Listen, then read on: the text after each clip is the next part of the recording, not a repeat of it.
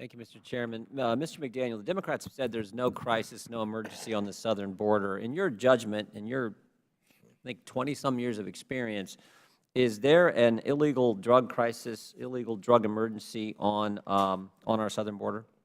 Yes, sir. There is. Yes, sir. Is there a gang and cartel crisis and emergency on our southern border? Yes, sir.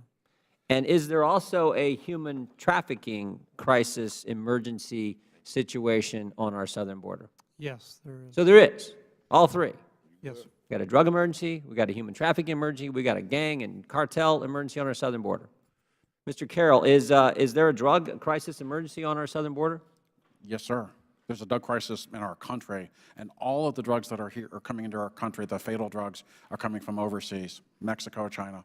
Is there also a gang and drug cartel problem on our southern border? Absolutely. There's no question. And associated with this cartel activity is a human trafficking problem on our southern border. Would you call that an emergency or crisis as well?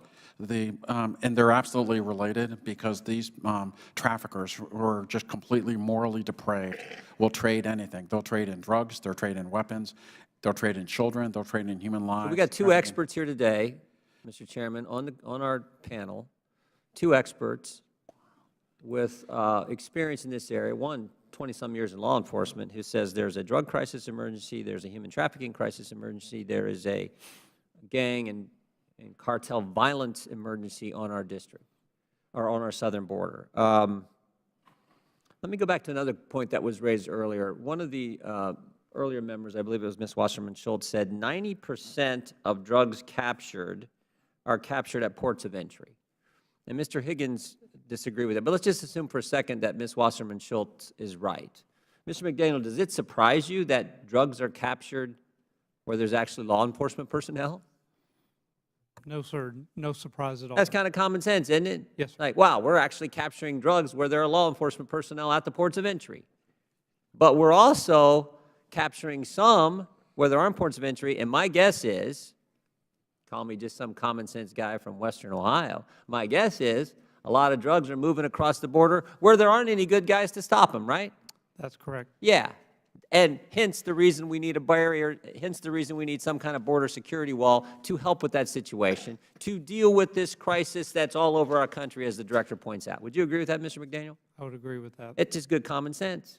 So this argument that, oh, most of the drugs seized are at ports of entry, well, for goodness sakes, that's where we have law enforcement right there. Of course that's going to happen. But there is all kinds of bad stuff coming across where there aren't the good guys to stop the bad stuff. Mr. McDaniel, would you agree with all that? Yes, sir. Yeah. Now, to the point Mr. Higgins made, how much is actually seized, though, where there aren't ports of entry? We're still catching some of it, right? We're still getting some of it. Yes, sir. Is it more or less than what we're getting at the ports of entry? More between the... So between ports of entry, Democrats say, oh, we're only getting at the ports of entry. Said, well, of course we are. We're getting, because we got law enforcement there. But between the ports of entry, out where they can just cross and there aren't law enforcement personnel right there, we're still capturing some there at some points, right? Yes, sir. Yeah. Is it more or less than what we're getting at the ports of entry? There's no way to tell, because the big unknown is what are we missing? Yeah, and of course. Obviously, we're missing a lot. Of course. Of course. Mr. Carroll, have anything to add to all that? Yes, sir. I mean, obviously, I completely agree with Mr. McDaniel. In terms of if you just go by weight, and I mean, I can break it down by drug if you would like, but and the numbers that I have from Customs and Border Protection for 2018 reflects the total weight of drugs at ports of entry in 2018 was 432,000 pounds of various drugs. Between ports of entry for the same time frame, fiscal year 2018, 476,000 So actually pounds. more even. In terms of total weight, I can break it down by drug if you want. So here's my big question I want to ask for the other side. Because just a few weeks ago, that enough fentanyl was captured to kill 57 million Americans. You remember with this story when this happened? Yeah, just a few weeks back, right? Yes, sir. 50. So if that's not an emergency, somebody tell me what is. Enough fentanyl to kill 58 million? 59 million?